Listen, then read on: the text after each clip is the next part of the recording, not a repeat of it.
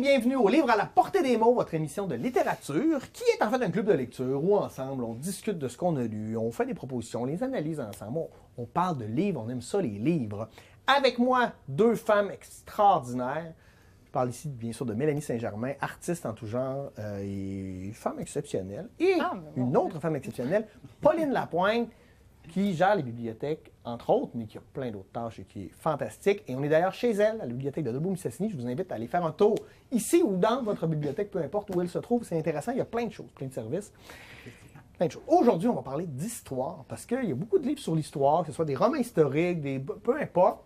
Et là, on parle d'histoire. Bon, on le sait, je pense que c'est important de se remémorer les choses. Et je pense que dans les livres d'histoire, on a des trucs relativement pointus. Qu'est-ce qui vous incite à lire des livres historiques? Mélanie? Ben, écoute, à la base, c'est ce qui constitue l'humain, l'histoire. Je veux dire, là, j'y vais comme ça, là, au vif, là, tu me poses une question de même, je te réponds. Mais à la base, l'humain, sans histoire, sans les souvenirs, sans ce qui s'est passé, il apprend quoi? C'est ce qui le forge, c'est ce qui le constitue, c'est ce qui l'habite. C'est ce qui fait qu'il avance ou qu'il recule, parce que des fois, c'est important de reculer aussi, prendre du recul. Ouais. Mais c'est important, l'histoire. Ça te fait comprendre d'où on vient et de qui on est. C'est ça, exactement. C'est vraiment ce qui constitue tout le monde, toute la planète. C'est notre fondation. C'est la fondation. C'est carrément le solage, si on veut. Tu ne peux pas faire fi de ça, là. Ouais, puis toi, comme bibliothécaire, il y a eu une mode, beaucoup des romans historiques. Donc, c'est une histoire, c'est de la fiction, mais dans un contexte historique. Là. On a pensé aux filles de Caleb. Là. Enfin, c'est pas une vraie histoire. Il y a encore là-dedans, par exemple. Il y en a beaucoup. Il y a encore beaucoup là, de l'autre côté. Il y a beaucoup d'auteurs qui, justement, partent leur histoire sur ce qui est arrivé dans des faits historiques qui nous ramènent du Québec, de la colonisation au Québec, etc. Le lectorat est très à l'affût de ça. Puis c'est toujours des séries, hein? C'est 6, 7 ou 8 livres que l'auteur. Donc, les gens sont accrochés, les gens aiment ça. Puis, pour faire du chemin avec ce que Mélanie disait, c'est justement, c'est aujourd'hui, à l'ère où on a besoin de savoir d'où on part. Tant qu'on ne sait pas d'où on part, on ne sait pas où on s'en va. Donc, c'est intéressant. Donc, on finit toujours par reconnaître des espaces au Québec. Donc, on a comme besoin de ça pour se rattacher. À notre passé. C'est très, très prisé, les livres. Ce qui est le fun, c'est que sur toutes les civilisations, ou peu importe, on est capable de trouver des ouvrages intéressants. Maintenant, qu'est-ce que vous nous avez amené? Pauline, je commence avec toi. De quoi tu veux nous parler? Moi, je vous ai amené une collection. Je suis bien bonne des collections. On dirait que c'est fun quand on trouve une collection, quand on a aimé, bien, on a de la lecture en avant de nous. Donc, moi, je vous ai amené, c'est une publication du Québec. C'est Aux limites des mémoires. Donc, souvent, on dit que l'histoire, il y en a qui ne liront pas cette histoire parce qu'on dit « Ah, c'est plate, c'est dur, c'est long, je ne comprends rien, je ne connais pas ça. » Donc, avec cette publication du Québec, qui est aux limites de nos mémoires, je vous ai amené Les Jardins oubliés. C'est des photos. Je vous ai déjà dit auparavant dans une émission que l'art et l'histoire se côtoient. Donc, c'est des photos qui ont été prises à même des fonds d'archives, sur les archives du Québec ou des archives des gens dans le domaine du privé, où on apprend qu'est-ce qui s'est passé dans nos mémoires. Donc, j'avais Les Jardins oubliés et mon préféré, moi, c'est le quartier des ouvriers. Je trouve que ça donne lieu à de très, très belles photos. Puis j'en avais sélectionné 2 pour vous. On remet les miettes, bien entendu, parce qu'on ne voit pas. Donc, les femmes en grève. Donc, aujourd'hui, on parle beaucoup de mouvements de grève, etc. Donc, ça nous ramenait à l'époque où les petits textes qui l'accompagnent. Cette scène illustre une grève dans la filature du coton. Donc, on apprend que les femmes étaient dans ce domaine-là. Comment ça se passait? Donc, c'est les premiers mouvements, si on veut, féministes. C'est relativement simple et efficace. Donc, on a une photo, puis il y a un petit descriptif de qu'est-ce qui se passe sur la photo. On est situé en année, en lieu, etc., ou c'était quoi le sujet qui était en cause. Et je vous ai ramené encore, c'est les journées debout. Donc, les premiers travaux que les femmes avaient, donc on sait qu'à l'époque, les femmes étaient surtout dans les usines de coton, textile, etc., mais aussi, il y avait dans les pharmacies. Donc, oui, c'était difficile dans les usines de coton ce qu'il y avait, mais en pharmacie, si on parlait des chiffres de 13 à 15 heures debout. Donc, c'est la photo nous le ramène, si on regarde la personne. Donc, c'est un petit peu tout ça qui est traité au niveau de cette collection-là. Cette collection-là, elle a 20 ans. Elle a 20 ans cette année. Il y en a combien dans cette collection? Il y a au-dessus d'une vingtaine, 20 à 30 livres, où je pourrais vous en nommer quelques-uns. Aux limites de la mémoire, on a En campagne en ville 1940, Les voies du passé, Les forêts, les hommes, Les jardins oubliés, Naviguer sur les fleuves, La vie rurale. Je sais qu'il y a la guerre aussi. Moi, j'ai ceux sur la guerre. Le Québec et la guerre, 1860. Donc, sur les moyens de transport au Québec, de la campagne à la ville, La voie du passé, c'est vraiment à la portée de tous. C'est des bijoux de petites photos. Donc, justement, c'est pris à même des fonds historiques. Donc, les photos parlent d'elles-mêmes. C'est vraiment une belle publication que les publications du Québec ont pu faire pour vulgariser pour monsieur, madame, tout le monde, qu'est-ce qui s'est passé dans notre histoire ici au Québec. Merci beaucoup, Pauline. C'est intéressant. Moi, j'en ai déjà quelques-uns. C'est vraiment une belle série.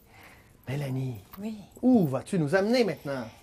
Une histoire qui m'a marquée, moi, à l'époque où je l'ai lu, puis j'ai replongé dedans parce que, bon, ça m'avait marqué, comme je disais, 15 février 1839, hein? La rébellion des Patriotes, 37-38.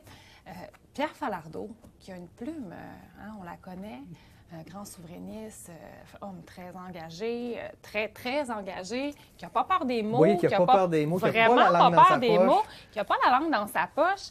Ce que ça raconte, en gros, c'est, dans le fond, les 24 dernières heures avant l'exécution de Chevalier de Lorimier. On est dans la prison avec lui, une trentaine d'autres patriotes qui sont condamnés à être exécutés, pendus. Et c'est marquant parce que, bon, en plus, ayez pas peur de lire. Ici, c'est marqué scénario de film. Et là, ce qui est le fun, c'est qu'on a une belle grande préface à la Pierre Falardeau où il nous raconte comment ils ne veulent pas publier produire son film. Et là, écoute, je pense qu'il était obligé de faire Elvis Gratton 2 pour être capable de financer. Oui, parce qu'on lui a reproché des longueurs, des lenteurs, que c'était pas joyeux. Mais il disait, c'est pas joyeux. Puis il dit, en partant, ce livre est une monstruosité, tu sais. Et là, on entre dans le monde de Pierre Falardeau. Et j'ai pris un petit bout ici. Ce livre est aussi un cri de protestation et de rage, un geste de désespoir. Non, d'espoir, de désespoir, c'est le silence des vécus, le repliement sur soi, la mort à petit feu. Et on entre dans ce monde. Et c'est très bien écrit. C'est pas écrit comme un scénario de film ou comme une pièce de théâtre. Souvent, ça fait peur aux gens. On est vraiment dans l'intimité de ces hommes-là qui croient que c'est possible de se battre et qui y croient vraiment jusqu'à la fin. Et on se rend à la fin de ça. On se rend jusqu'au bout. J'ai écouté le film. Très différent, là. Ouais. OK? Un autre, en même temps, un très beau film aussi, mais quand même, ça vaut vraiment la peine parce qu'on est vraiment plus dans le détail de ce qui s'est passé à l'interne de cette prison-là. Bouleversant. Puis ça fait mal parce que c'est nous autres. Ouais, ça fait très mal parce que c'est nous. Et c'est ça qui marque. J'en dis pas plus. OK, c'est intéressant, ça donne le goût. Moi, je vais vous amener, écoute, dans l'univers de Len Deighton, qui a écrit plusieurs livres d'histoire. Lui, j'ai pris lui, qui s'appelle Blitzkrieg, From the Rise of Hitler to the Fall of Dunkirk, donc de la montée d'Hitler jusqu'à la chute à Dunkerque. Pourquoi ça m'intéresse? Parce que souvent, quand on va lire... bon, je suis un peu fan de la Deuxième Guerre mondiale, comme plein de monde. Il y a beaucoup d'ouvrages qui ont été écrits. Puis souvent, quand tu as un ouvrage, on va traiter de la guerre. Mais lui, il a une optique différente. Il va prendre une facette. Dans ce livre-là, on va parler du Blitzkrieg, donc de la guerre éclair qui a lieu de 1939 jusqu'à la tombée de Paris. Dans un autre livre, c'est Battle of Britain, donc on va juste se concentrer sur la guerre contre les Britanniques puis la guerre aérienne. Dans son autre livre, c'est The Fall of Berlin, ça va être juste sur comment Berlin est tombé. Fait que c'est hyper précis. Quelques lourdeurs si on n'est pas habitué, parce que des fois, là, on va comparer les tanks de manière technique puis les mécanismes. Mais c'est un chapitre qui est peut-être un moins intéressant, mais sinon, c'est fascinant de voir les stratégies militaires, comment ils ont réussi, comment il y a de la chance aussi, comment les Français étaient là-dedans, comment les Français étaient désorganisés. À cette époque-là, en 1939, les Français, eux autres, pensaient encore que c'était une guerre de position, donc ils étaient tranchants derrière de la ligne Maginot, tandis que les Allemands, par exemple, les Français avaient des tanks aussi. Sauf pour communiquer d'un tank à l'autre, ça prenait un gars à cheval qui allait dire « Hey, lui a dit ça, lui a dit ça. » Il fallait qu'il aille au poste de commandement. Tandis que déjà, à cette époque-là, dans les tanks allemands, il y avait des systèmes pour communiquer. Tout l'avancement technologique de la guerre. Comment ça peut changer? Et là, on n'est pas dans l'horreur de la guerre. On est dans la stratégie militaire, la tactique. Et pour, tu sais, comme les erreurs aussi qui ont été faites d'un côté ou de l'autre, c'est vraiment, ça se lit tout seul, c'est super intéressant, sauf, je dis, quand on tombe trop dans les techniques, là, les moteurs et les types de canons, là, moi, on me perd, ça m'intéresse moins, mais ça reste super auteur. Si vous aimez la guerre, c'est une autre manière de voir les choses. Il y a plusieurs livres, comme je vous dis, chacun est bien spécifique. Fait que là-dedans, on ne parle pas de camp de concentration, quoi que ce soit, on parle juste de la guerre éclair, donc du Blitzkrieg. Ma suggestion, on vous dit, hyper intéressant. On revient à Pauline, parce qu'elle est un noire. Oui, moi, ce que je vous ai ramené, c'est Les jours et des hommes. Donc, quand on parle d'histoire, bien, pourquoi ne pas ramener l'histoire de Mistassini avec nos pères trappistes? Donc, ce livre-là, il a été, je me souviens plus, je l'avais pris en note, mais je n'ai pas ramené mes notes, en 1991, qui avait été édité pour fêter justement le centième au niveau des pères trappistes. Donc, on relate toute notre histoire. Tout est ramené avec les familles, tout ce qui s'est passé au niveau de la colonisation, aller jusqu'à autour. Puis on est toujours dans l'optique des trappistes. Des trappistes. C'est vraiment, là, ça nous ramène justement sur l'histoire avec nos pères trappistes. Je trouve important de le ramener parce qu'il y a des gens qui ne savent pas que ce livre-là existait. Donc, nouveaux arrivants ou notre jeunesse, ils veulent savoir. Si ça vous intéresse, il est toujours, si je ne me trompe pas, disponible à la chocolaterie des Pères. On peut l'acheter pour, je pense que c'est 10 $. Lui, c'est le deuxième. Donc, il y en a un autre aussi qui traite aussi avec les pères trappistes. Parce que c'est fascinant. Eux sont arrivés ici puis ils ont acheté les terres de François Godreau pour 50$. Puis là, il fallait qu'ils partent de rien. De quelque chose et de rien pour en arriver à ce qu'il y en est aujourd'hui. Et on sait qu'il nous reste simplement des vestiges aussi. Oui. Ça fait que c'est important de s'en rappeler. Puis l'histoire, bon, c'est pas toujours ailleurs. L'histoire, c'est ici. Puis quand on voit le monastère en Albo-Mistassini, puis de réaliser que ça a été des pierres prises dans la rivière, amenées à main d'homme, construire. En tout cas, écoute, ils ont vraiment... J'en ai une petite pierre qui était restée à terre, je l'ai cachée. Avec le vieux cimetière, puis... Je l'ai sur mon bureau comme un fusil. Ça vaut la peine, hein? Puis même d'aller visiter dans le nouveau monastère à Saint-Eugène, c'est des gens super ouverts qui sont très proches. Qui sont très, très faciles d'approche et ils connaissent justement qu'est-ce qui est arrivé. Et ils ont le sens de l'expliquer parce que c'est très intéressant. Là. Oui. Puis ils sont ouverts aussi sur aujourd'hui. Ils ne sont pas nostalgiques du passé. Ils sont très, très contemporains. Là. Moi, j'ai beaucoup apprécié la rencontre avec ces hommes-là. Merci, Pauline, de nous ramener à nos racines. Ma deuxième arrivée au niveau des livres d'histoire. Merci beaucoup, Mélanie.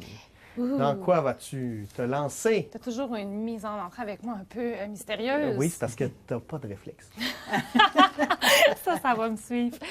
Mars, mon initiation à la BD. Ouais. Un jour, un gars m'a dit « Tu devrais lire de la BD ». Fait que la fille est partie, puis elle s'est fait proposer ça. Elle est découverte. Et mon Dieu, que ce livre-là a besoin d'amour. Il faut noter d'ailleurs que c'est la seule bande dessinée de l'histoire qui a gagné le prix Pulitzer. Merci de le dire. Écoutez, on est dans les années 30-40 et aussi dans les années 70-80 parce qu'ici, on a Art, j'espère que je le dis bien, Spiegelman, qui, dans le fond, un survivant raconte, mais là, on a ici 2 survivants, selon moi. Puis ça, tantôt, on parlait de l'histoire, que ça nous marque, que ça nous suit. C'est un homme, dans le fond, mon Dieu, Vladek? Oh, son père? OK, oui, son père. Je ne me rappelle pas de son nom. Je vais essayer de vous faire, donc, dans les années Auschwitz, oui, c'est ça, pendant la Deuxième Guerre mondiale, Hitler, les Allemands, les Juifs. On connaît tous un peu cette histoire-là, là, on a tous un peu entendu parler.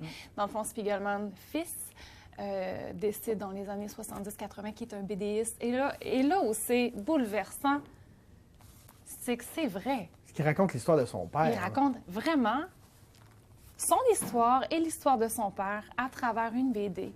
Et là, vraiment, on passe, c'est ça, vraiment du fils avec son père. On les voit, on voit le cheminement, même dans sa démarche artistique, pourquoi il veut le faire. Lui, dans le fond, c'est dans un but de guérison. Il a besoin de comprendre un peu pourquoi son père est comme ça quand on dit que ça nous marque l'histoire. Et là, on entre dans un univers des années 30-40, les Juifs, la guerre, Hitler, c'est un peu fou, on y croit pas, on veut pas y croire parce que... Et en plus, de cette manière-là que c'est fait avec la BD, c'est que c'est c'est facile de plonger dans cet univers-là. On a les images. Puis c'est noté que ça s'appelle Mars parce que lui, il a voulu interpréter. Donc, les Juifs sont des souris. Les Juifs sont des souris. Les Allemands sont des chats. Les Américains, c'est des chiens. Les Polonais, les cochons. Ouais. Et c'est vrai. Puis on le sent dans sa démarche, il explique vraiment bien pourquoi il veut faire ça, pourquoi il a besoin de différencier les races à travers ça. Et c'est magnifique et c'est bouleversant. On a vraiment le cheminement d'un homme qui a besoin de comprendre pourquoi son père a ces agissements-là. Aujourd'hui, on entre dans l'univers de son père et on a de la misère à y croire. Seigneur, j'ai pleuré. Il n'y a rien que j'ai pas fait en disant ça. Oui, quand tu vois, je me rappelle d'une scène où il empoisonne ses enfants pour pas qu'ils soient pris, pour qu'il aille au camp de concentration. Oui, il y a vraiment une... C'est ça. Tu es dans une vérité qui est très bien vulgarisée, ou quelqu'un qui n'aime pas nécessairement, comme tu disais, lire l'histoire, puis tout ça, c'est plate, c'est long. Non, là, tu n'es pas là-dedans. Tu es dans quelque chose de super dynamique. Tu rentres dans une histoire où c'est super bien expliqué. Comme de la fiction, en fait, mais c'est la réalité. Là, quand la réalité me revenait, là, des fois, j'avais des moments où je m'arrêtais, il fallait que je m'arrête, puis je me disais, « Oh, mon Dieu, c'est vrai. Hey, c'est vrai. Ouf. » Et puis, en plus, c'est très bien illustré. C'est beau. Et je veux faire aussi une petite... il met des vraies photos. Oui. Par moment. Et il y a un moment où il explique le suicide de sa mère et où son père a découvert une BD qu'il avait fait en cachette. Il avait fait une BD, puis son père a tombé là-dessus. Et c'est vraiment la vraie BD que son père a trouvée, qu'on voit. C'est vraiment justement ici. Il a vraiment mis la vraie BD que son père a trouvée avec la vraie photo de sa mère. Donc, t'es un peu comme dans la réalité, l'intimité, et tu y crois pas parce que c'est bouleversant. C'est magnifique. Tu es obligé de t'arrêter, par exemple, parce que là, on perd encore du temps précieux, mais c'est à lire vraiment, à lire pour s'initier. Une des plus grandes œuvres qui a été faite c'est magnifique. Du 20e siècle. Oui. Bien, moi, je reste dans la BD. Un autre livre d'histoire, mais un livre sur l'histoire de comic art. Là, ça s'appelle Comics and Graphic Novel, An History of Comic Art. Donc, c'est un peu l'histoire du comic, donc de la bande dessinée ou de l'art de la bande dessinée américaine. J'en ai vu des trucs sur la bande dessinée, mais un beau livre comme ça, c'est magique parce qu'on part des débuts. Autant les vieux, on va partir, écoute, on va parler de Mad, de Superman, de Batman, des super-héros, oui, mais autant de Vertigo, on va parler de Crumb avec ses Fritz the Cat, tous les mouvements de la contre-culture de la bande dessinée, Cerebus, la bande dessinée. On est beaucoup dans la bande dessinée de langue anglaise, mais tu sais, on va autant parler des X-Men, de Popeye, mais dans les contextes historiques, comment c'est arrivé. Et il y a plein d'anecdotes super intéressantes, entre autres sur l'arrivée de Superman, où les deux gars, Shuster et Siegel, avaient fait des comic strips, et puis ils essayaient depuis des années de les vendre, puis ça intéressait personne. Puis à un moment donné, il y a un éditeur qui avait... Bon, ben là, j'ai rien à publier, il faut que je publie de quoi? Il prend les comic strips, il les colle, puis il fait une BD avec ça, il l'envoie ça, et ça devient Superman, une icône qui est devenue, écoute, une des icônes les plus connues à travers le monde. Fait que tu sais, c'est... Puis il y a des modifications aussi. Au départ, Superman n'a pas de cap, Superman fait juste sauter, il vole pas, tu sais. Mais toute l'évolution, Batman a un gun, puis là, il explique toute l'évolution à travers tout ça. Autant des trucs très pop, donc je lui parlais, là, tu sais, les super-héros, etc., Popeye, Charlie Brown, mais autant des trucs vraiment underground qui ont amené à avancer les comics ou à faire la contre-culture. D'ailleurs, tu parlais de Mars. Mars a été publié dans une revue qui s'appelait Raw Magazine, qui était tirée à peu près à 5000 exemplaires aux États-Unis, mais maintenant, ça a fait leur histoire, en fait, parce que il n'y a personne qui voulait publier Mars, puis eux, ils ont accepté, fait que ça amène beaucoup de choses au niveau de l'histoire. Fait que ça, je vous dis, un superbe livre sur l'histoire de la bande dessinée que j'ai adoré et dévoré. Pauline, oui. Tu vas nous amener chez tes racines. Je vous amène à mes racines. On reste au Saguenay-Lac-Saint-Jean, les livres d'histoire. Donc, chaque petit village a fêté un 50 ans, un 70 ans, un 100 ans et a fait son livre. C'est sûr que moi, je vous amène à mes racines. Puis, je vous amène aussi parce que tout à l'heure, je vous ai parlé de Mistassini avec les pères trappistes, qui, moi, quand je suis arrivée ici, on me disait, on va à l'Institut. Je disais, qu'est-ce que vous allez faire à Sainte-Claire-de-Marie? Ouais. Mais les gens allaient à Mistassini et appelaient ça Mistouk. Donc, on parle, ça fait aussi de 20 ans que je suis à la bibliothèque. Je disais non, on va ramener l'histoire au bon moment. Donc, moi, je me dis qu'avec tous nos livres d'histoire, on se ramène des fois au bon thème ou aux bonnes places. Et Sainte-Claire-de-Marie, c'était Mistouk. Donc, nos villes et villages, au niveau du Saguenay-Lac-Saint-Jean ont tous un nom souvent indien avant d'avoir eu un nom qu'on connaît aujourd'hui. On prend Saint-Henri, c'était, je ne sais pas si les gens le savent, Saint-Henri Taillon, c'était Saint-Henri Lapipe. Oui, la pipe. On parle de l'ascension du Rédempteur. Donc, chaque ville et village a toujours un petit côté à ce niveau-là. Et moi, je vous ai amené celui-là. Celui-là, c'est sûr qu'il m'est cher parce qu'il est de mon coin, mais ils sont tous bâtis de la même façon. C'est par les photographies qu'on est en mesure de savoir l'origine. Et l'histoire va avec la généalogie. Ouais. Donc, de savoir qui est mon grand-père, le père de mon père, la mère de ma mère, etc. Puis qui a eu une incidence sur quel secteur? Wow. Au niveau du travail aussi. Donc, on parle ici c'est dans les forêts, etc.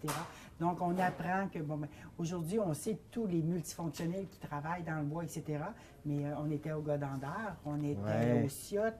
Donc, ça nous ramène à ce niveau-là. Ça nous amène aussi avec les contes et légendes. On est en histoire, mais en histoire, nous amène aux contes et légendes, ce qui nous fait rire, ce qui anime nos soirées aussi. Donc, c'est près de nous. Donc, c'est toujours agréable à lire. On va chercher souvent là, quelque chose qui nous manquait. Puis là-dedans, c'est ça. C'est la photographie qui nous amène avec nos meubles de tout à l'heure. Ça nous amène avec les gens qui se fréquentaient. La nourriture, pourquoi ce plat-là a pris tant d'importance? La soupe au poulet et nouilles, donc, qui nous réchauffe tout. Bien, comment c'était fait? Dans les chantiers, comment c'était dans les chantiers? Les hommes partaient, les hommes revenaient. Vous avez parlé de livres la guerre, donc on peut même, dans nos livres d'histoire, se rappeler. Moi, je sais qu'au niveau de l'Ascension, quand il y a eu la guerre, les hommes, pour ne pas aller à la guerre, s'ils étaient mariés, ils n'y allaient pas. Donc, il y a des superbes photos où on voit 12 mariés. La course, la course au mariage qu'on ramène là-dedans. Donc, c'est tous les petits moments où il y a l'histoire, il y a la grande histoire au niveau du pays, au niveau mais nous aussi, on est à l'origine de ça. Donc, ça nous ramène qu'est-ce qui se passait à notre époque en 1945, qu'est-ce que la guerre a eu comme influence chez nous, dans notre famille et tout ça. Fait que moi, je recommande aux gens, Normandin, on leur livre. Oui, Albanel, ils ont sorti un livre pour la 125e qui était super. Tous les petits villages ont des trésors de livres. Il y a des auteurs aussi qui se plaisent à écrire sur les familles. Donc, la généalogie, l'histoire, c'est un plaisir à lire. Je le recommande. Ben oui, mais surtout en hiver. Quand l'hiver approche, on s'essaye nos petits livres. On retombe très agréable. Merci beaucoup, Pauline, de nous avoir parlé de chez nous. Oui. On aime ça, on aime ça. Finir avec quoi, Mélanie? Œuvre précieuse pour moi ces temps-ci. On peut le voir. Ouais. Histoire de la photographie de 1839 à nos jours. Pourquoi c'est cher à mes yeux comme ça? C'est que c'est tellement inspirant. On part vraiment du début du daguerreotype à la construction, les premières avancées technologiques, les découvertes, la chimie, tout ça. C'est super simple à lire. On voit ici, il y a des exemples des premiers appareils. Puis on déambule après ça dans presque chronologiquement. Encore une femme avec un livre. Voilà. Donc, on y va très chronologiquement. On nous explique en se servant, dans le fond, de photographes ici, de photos, d'exemples. C'est super le fun. On a toujours un appui visuel pour voir où est-ce qu'on en est par rapport à la photographie. Et on déambule là-dedans, on découvre les avancées technologiques. C'est pas juste pour les amateurs de photographie, là. On a ici des moments historiques, là. On parle vraiment de moments d'histoire. Qu'est-ce que ça a apporté au niveau des gens? Et là, on s'est même questionné à savoir... Est-ce que la photographie, c'est une œuvre d'art puisqu'on capte le réel? Est-ce que c'est de l'art? Il y a la réflexion là-dessus. Une grosse réflexion à réfléchir la photographie comme œuvre ou comme captation de quelque chose de véridique. Et écoute, on a des portraits incroyables et c'est surtout impressionnant de voir des photos. J'en prends une. Écoute, même juste pour la science, que ça a apporté au niveau de la science, au niveau du cinéma, au niveau de tout. Et là, on prend conscience d'œuvres qui ont été faites. Et là, on se dit, OK, ça, là, en 1933, c'est des photos qu'on voyait comme ça. C'est d'une beauté incroyable. Et si je veux vous épater encore plus... J'aimerais ça. Regardez ici, on faisait des recherches sur l'humain. On immortalisait le visage pour savoir comment les émotions... Tout ce que la photographie a apporté... Encore plus. Regardez des portraits incroyables. J'en avais un en particulier que je trouve pas naturellement, mais bref, des photos qui ont été faites dans les années 1800 et où tu dis, c'est de toute beauté, c'est magnifique, on les colorait à la main, jusqu'à nos contemporains aujourd'hui qui font des œuvres encore dans la photographie où on parle de Henri Cartier-Bresson, l'instant décisif, les avancées technologiques qui ont permis le déplacement avec l'appareil, l'instantanéité et tout. C'est merveilleux. Merci, c'est fascinant. Oui. Et moi, on a déjà presque fini. Oui. Rapidement.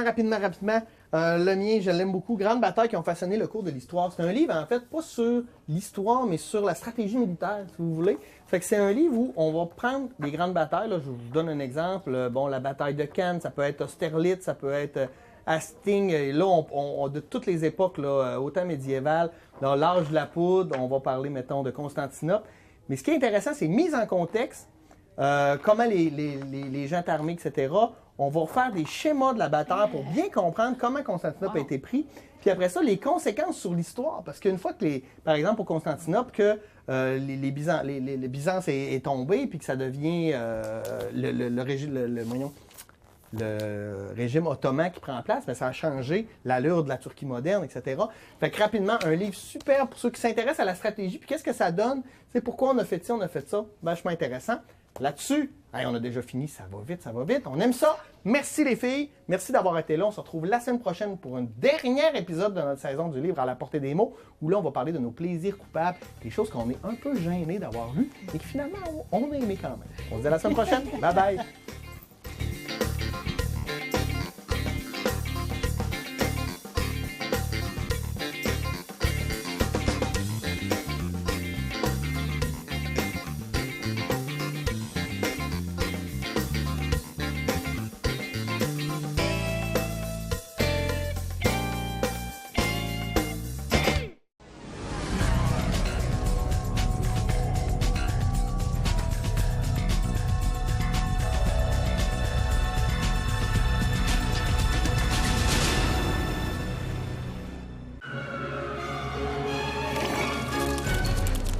Durant la saison de la grippe, le virus peut apparaître n'importe où.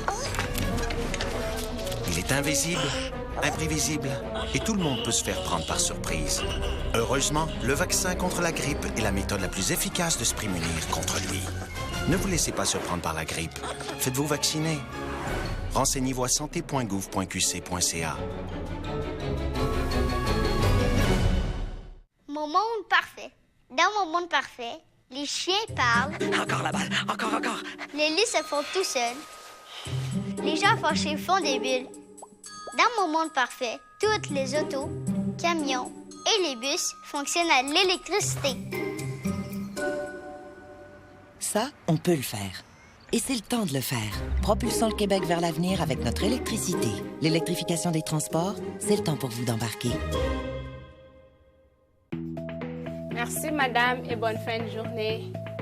Moi, je travaille en français. Dans mon dépannage, je travaille en français. Au Québec, on travaille en français. Un message d'Impératif français.